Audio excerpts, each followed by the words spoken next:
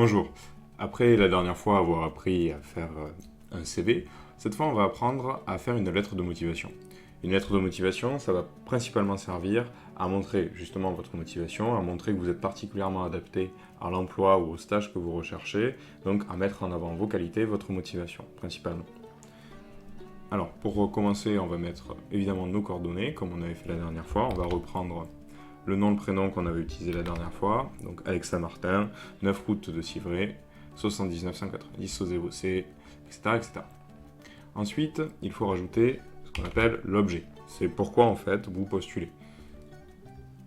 Donc là par exemple, on va faire une demande de stage dans une exploitation agricole, dans votre exploitation agricole. Voilà. L'objet, vous pouvez le centrer ici. Ensuite, on revient à la ligne. On se remet à la marge, enfin, sur le côté gauche. On réaligne sur le côté gauche.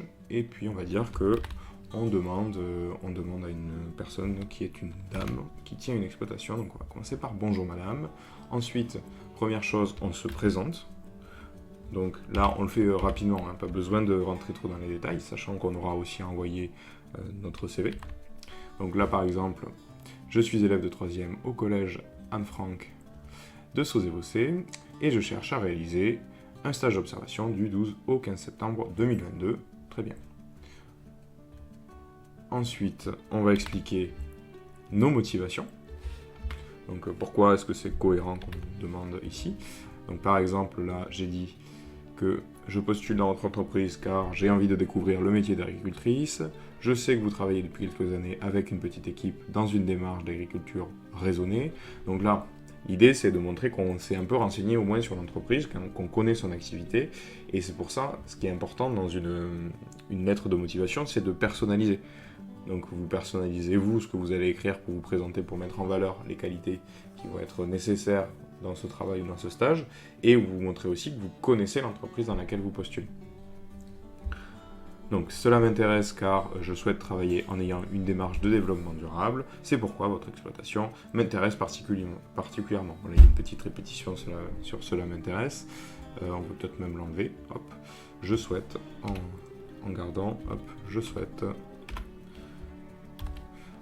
travailler en ayant une démarche de développement durable, c'est pourquoi, donc là on peut enlever le point et faire simplement une virgule, c'est pourquoi votre exploitation m'intéresse particulièrement. Voilà, très bien.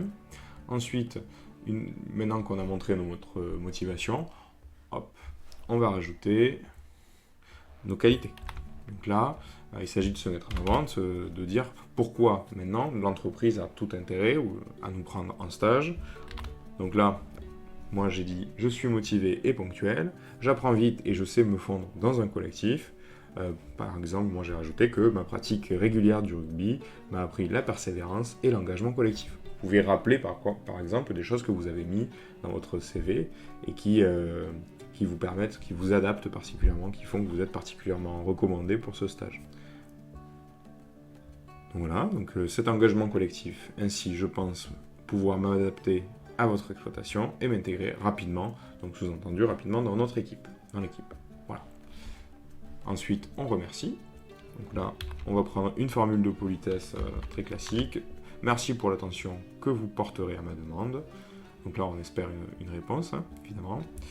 Et on va signer. Donc là, on avait dit, on s'appelle Alexandra Martin. Et on rajoutera notre signature à la main, ou si vous voulez la faire en numérique, si vous avez une image numérique de votre signature, vous pouvez la rajouter en bas de la page. Voilà. Maintenant, un tout petit peu de mise en forme. Par exemple, ici, on peut resserrer un petit peu les lignes. Hop. Donc là, on a un espacement de 1, donc ça, c'est bon. On peut mettre l'objet en gras. Hop. On peut justifier le texte, c'est-à-dire que il soit aligné des deux côtés. Voilà, c'est plus joli. On peut faire des petits paragraphes. Hop. Voilà. Ensuite, on peut mettre aligné à droite. Donc là, c'est ici notre nom. Et il n'y aura plus qu'à imprimer et signer à la main. Voilà. Et à l'envoyer. Donc là, je n'oublie pas d'enregistrer. Je vais l'enregistrer dans deux formats. Donc là, je vais mettre lettre de motivation et je vais l'imprimer en texte ODF. Comme ça, c'est une version modifiable et je vais la garder. Donc la garder sur l'ordinateur et éventuellement la mettre sur une clé USB. Et de la même façon, hop, je vais faire enregistrer sous et cette fois, je vais en faire un PDF. C'est-à-dire qu'on pourra l'imprimer sans qu'il y ait de modification du texte. Tac, tac, tac. C'est pas possible par là. Hop.